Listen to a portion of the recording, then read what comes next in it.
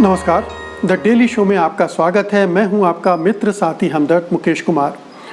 दोस्तों, अमेरिकी अखबार वॉल स्ट्रीट जर्नल की जो खबर आई है कि फेसबुक भारत में बीजेपी नेताओं द्वारा जो हेट कंटेंट जारी किया जा रहा है या जो नफ़रत और हिंसा से भरी टिप्पणियां फेसबुक में वो करते हैं उनको नहीं रोक रहा है, ये बहुत ख़तरनाक बात है। इसलिए नहीं, केवल इसलिए नहीं कि ये फेसबुक और बीजेपी के साथ साठगांठ को दिखाता है, ये बीजेपी और मोदी सरकार के साथ साठगांठ को दिखाता है, बल्कि इससे भी ज़्यादा इसलिए क्योंकि इस तरह के कंटेंट को अगर नहीं रोका जा रहा है तो उसके बहुत ही घातक परिणाम हमें देखने को मिल सकते हैं। उससे पैदा होने वाली कटुता, घृणा, हिंसा आगे चलकर एक ऐसा माहौल बना सकती है जिसमें समाज जो पहले से बहुत ज़्यादा विभाजित हो चुका है और बटेगा और उनके बीच टकराव होगा, हिंसा होगी, दंगे होंगे और आगे चल के ये एक बड़े नरसंहार में भी तब्दील हो सकता है। तो कहने का मतलब ये है कि इस घटना को बहुत ही गंभीरता से लिया जाना चाहिए। फेसबुक जो कुछ भी हिंदुस्तान में कर रहा है उसे आप हल्के में न लें, उसको गंभीरता से लें, उस पर ठोस ढंग से सोचकर एक बड़ा निर्णय लेने का वक्त आ गया है। दोस्तों, इस पर हम बात करेंगे, लेकिन आपसे पहले एक गुजारिश करना है और गुजारिश ये करना है कि गोदी मीडिया से अगर आप तंग आ गए हैं, आपको लगता है कि वो खबरों को तोड़ता मरोड़ता है और सही जानकारियां नहीं देता है, तो आपको स्वतंत्र पत्रकारिता के साथ आना चाहिए, उसकी ताकत बनना चाहिए। सत्य हिंदी की सदस्यता योजना इसी दिशा में एक बड़ा कदम है। आप इसके सदस्य बनकर आप स्वतंत्र पत्रकारिता का साथ दे सकते हैं, उसे मजबूती प्रदान कर सकते हैं। इसके लिए इस वीडियो के साथ दिए गए डिस्क्रिप्शन में जाइए, उसमें एक लिंक है, उसको क्लिक कीजिए और अपनी मनपसंद सदस्यता चुन लीजिए। तो आइए वापस मुद्दे पर लौटते हैं। मुद्दा क्या था? मुद्दा ये था कि फेसबुक सोशल मीडिया पर अपने प्लेटफॉर्म पर बीजेपी नेताओं के द्वारा की जाने वाली हेट कंटेंट, हेट टिप्पणियाँ, हेट स्पीच को कंट्रोल नहीं कर रहा है, उन्हें मुक्त भाव से वितरित कर रहा है, उस पर नियंत्रण नहीं लगा रहा है। अब ये वॉल स्ट्रीट जर्नल की खबर है, उसमें ये हवाला दिया गया है कि जो तेलंगाना के बीजेपी विधायक हैं टी राजा सिंह, उन्होंने कई ऐसी टिप्पणियाँ की हैं, जैसे रोहिंग्या मुसलमानों के बारे में उन्होंने बहुत ही उकसाऊ भड़काऊ टिप्पणियाँ की हैं, मुसलमानों के बारे में टिप्पणियाँ की हैं, मस्जिदों को हटा देने, खत्म कर देने के बारे में टिप्पणियाँ की हैं। और ये बहुत ही आप समझ सकते हैं कि इस तरह की टिप्पणियों का समाज पर किस तरह असर पड़ता होगा। तो इस तरह की टिप्पणियों को जब फेसबुक के अंदर रोकने की बात हुई, ये लगा कि ये टिप्पणियाँ रोकी जानी चाहिए, तो उनकी जो दक्षिण एशिया, मध्य एशिया और भारत की जो डायरेक्टर हैं, पब्लिक पॉलिसी डायरेक्टर हैं, वो उनका कहना था कि अगर हमने इनको रोका तो उससे सरकार नाराज़ हो सकती है और फेसबुक के बिज़नेस पर असर पड़ सकता है। तो आँखी दास की ये कैफियत, ये कारण देना, दलील देना कितना समझदारी भरा है। आप सोच सकते हैं कि इस तरह के कंटेंट को रोकना ज़रूरी है या सरकार के साथ इस तरह के मामलों में समझौते करके धंधा चलाना। तो एक बड़ी बात ये सामने आ रही इस पूरे खुलासे से कि पहली बात, तीन चीज़ें हैं। पहली बात तो ये कि कहीं ना कहीं फेसबुक और दूसरे मीडिया जो सोशल मीडिया प्लेटफॉर्म हैं उनके और सरकार के बीच में किसी तरह का संबंध बना है, किसी तरह की साठगांठ है। ये बहुत पहले से ये सवाल उठते रहे हैं, ये पहली बार नहीं है, ऐसा कई मर्तबा हो चुका है और ये मीडिया में भी आया है कि सरकार ने बहुत सारे अकाउंट्स को बंद करने के लिए फेसबुक से कहा है, बहुत सारे अकाउंट्स को बंद करने के लिए यूट्यूब से कहा है। इस तरह की रिक्वेस्ट वो वहाँ भेजती रही है और जाहिर है कि ये रिक्वेस्ट उसकी सिर्फ इस आधार पर नहीं होती थी कि इनमें ख़राब फेक कंटेंट है, भड़काऊ कंटेंट है, बल्कि वो ऐसे अकाउंट्स भी होते थे जो सरकार के खिलाफ बोलते थे, लिखते थे, सवाल करते थे, यानी क्रिटिकल थे सरकार के प्रति। तो सरकार एक तरह से इन कंपनियों के माध्यम से उनको सेंसर करना चाहती थी। तो एक तो ये पहले से चला आ रहा था, लेकिन ये मैं आपको बता दूं कि केवल हिंदुस्तान ही नहीं, पूरी दुनिया भर में ये फेसबुक कंपनी जो है, जो जुकरबर्ग की कंपनी है, वो इस तरह से एडजस्टमेंट सरकारों के साथ कर रही है ताकि उसका बिजनेस चलता रहे। तो सरकारों के साथ ये, और हमें पता नहीं है कि हम ये समझते हैं कि फेसबुक बहुत ही डेमोक्रेटिक प्लेटफॉर्म है, इसमें जो चाहे जैसा चाहे लिख सकता है, इस पर पूरी आज़ादी है, कोई नियंत्रण नहीं है, कोई सेंसरशिप नहीं है। लेकिन दरअसल एक तरह की सेंसरशिप इसमें काम कर रही है, और ये जो प्लेटफॉर्म को जो चलाने वाली कंपनियां हैं वो सरकारों के साथ मिली भगत करके ये काम कर रही हैं। तो एक तो ये सेंसरशिप का काम सरकारों से मिल के करना ये है। दूसरा है इसका हिस्सा कि हेट कंटेंट, यानी नफ़रत फैलाने वाला कंटेंट, हिंसा को बढ़ावा देने वाला कंटेंट, इस पर नियंत्रण लगाने की जिम्मेदारी इन कंपनियों की है, और इसमें वो पूरी तरह से नाकाम साबित हो रही है। हिंदुस्तान में अभी आपने देखा कि बेंगलुरु में जो हिंसा हुई है, दरअसल सोशल मीडिया पर एक विधायक के भतीजे के द्वारा की गई पोस्ट के बाद भड़की थी। बेंगलुरु में हिंसा हुई, ज़बरदस्त हिंसा हुई, उसके लिए दूसरों को दोष देना ठीक बात है कि जिन्होंने हिंसा में भाग लिया उनको तो इस तरह के कदम नहीं उठाने चाहिए, कानून अपने हाथ में नहीं लेना चाहिए था। लेकिन ये जो उकसावा हुआ, ये जो भड़काने का काम हुआ, वो तो फेसबुक के ज़रिए हुआ, फेसबुक की पोस्ट के ज़रिए हुआ।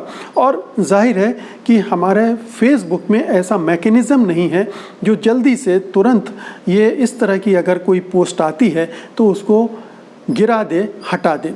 तो एक ये ख़तरा हमेशा इस पूरे सोशल मीडिया प्लेटफॉर्म की वजह से समाज पर मंडराता रहता है कि कोई भी एक छोटी सी ऐसी खबर, कोई उल्टा सीधा वीडियो डाल देगा और जिससे तमाम जगह पर हिंसा फैल सकती है, अफवाहें फैल सकती हैं, घृणा फैल सकती है।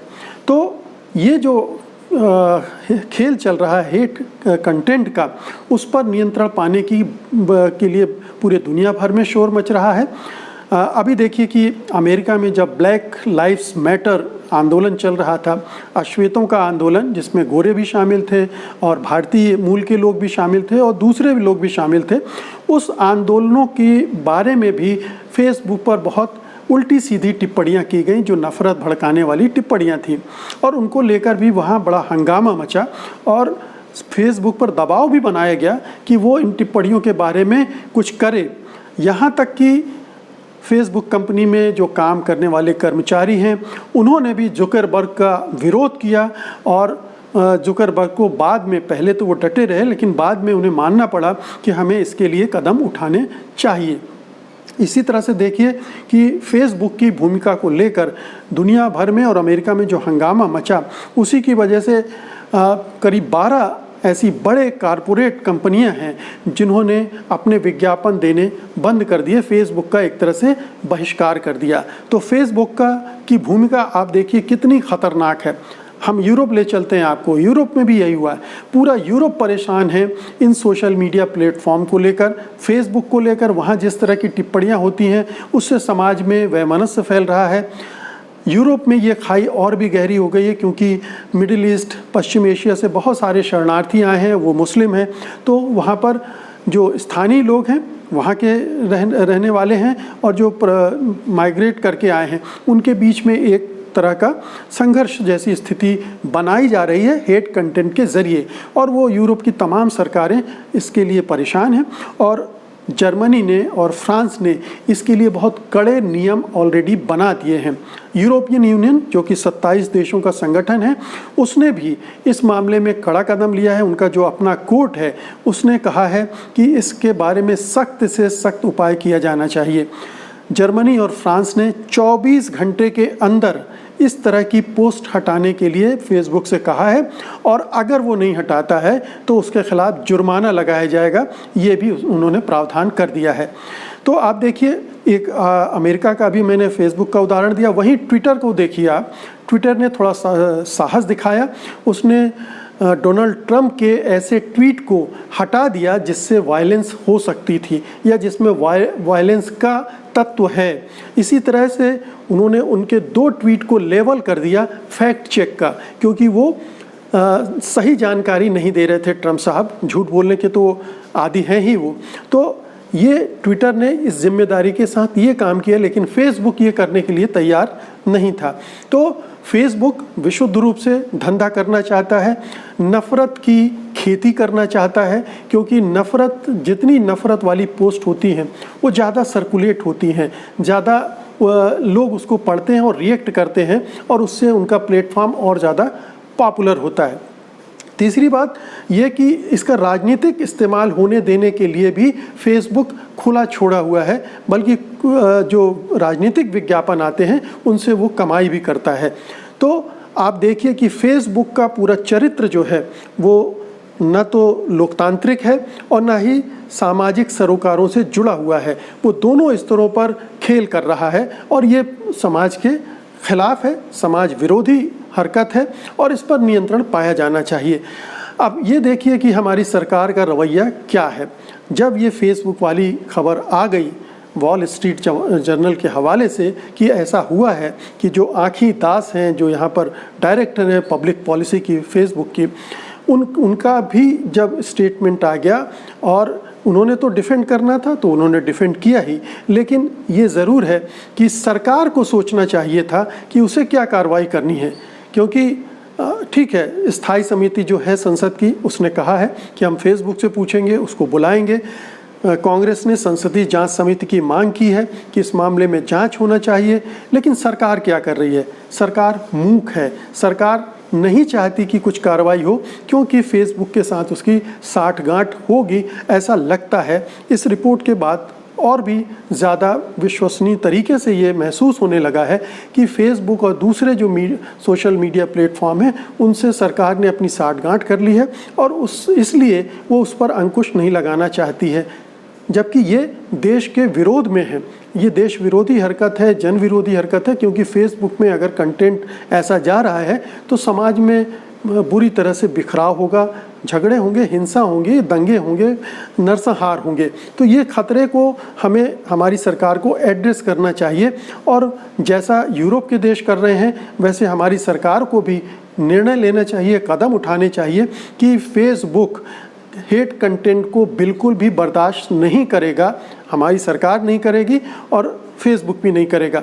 अभी देखिए हैदराबाद कोर्ट ने एक निर्णय दिया था जिसमें ये था कि तबलीगी जमात के कार्यक्रम को लेकर मीडिया ने बहुत इस्लामोफोबिया फैलाने की कोशिश की, लेकिन उसमें सोशल मीडिया से संबंधित, चूँकि वो याचिका थी इसलिए सोशल मीडिया के बारे में वो रिपोर्ट थी, आदेश था, और उसमें कहा गया कि हाँ, सोशल मीडिया पर इस्लामोफोबिया तबलीगी जमात को लेकर फैलाया गया। हम जानते हैं कि मेन स्ट्रीम मीडिया ने भी यही किया, लेकिन चूंकि आज संदर्भ सोशल मीडिया का है इसलिए उसकी बात की जा रही है। तो सोशल मीडिया पर इस तरह के कंटेंट को रोक लगाना बहुत ज़रूरी है, इसको राजनीति से बाहर करना भी ज़रूरी है और इस तरह के नियम कायदों के लिए अब समय आ गया है, देरी नहीं की जानी चाहिए, क्योंकि ये बाद में चलकर एक ऐसा विस्फोटक मंच हो सकता है जो हमारे देश को बहुत सारी मुसीबतों में डाल सकता है। तो दोस्तों, ये थी आज की मेरी वीडियो रिपोर्ट। उम्मीद है कि आपको ये पसंद आई होगी, आप इसे लाइक करेंगे, शेयर करेंगे और अगर अभी तक आपने satyhindi.com को सब्सक्राइब नहीं किया है तो इसे सब्सक्राइब भी करेंगे। और अब मुझे अनुमति दीजिए, नमस्कार।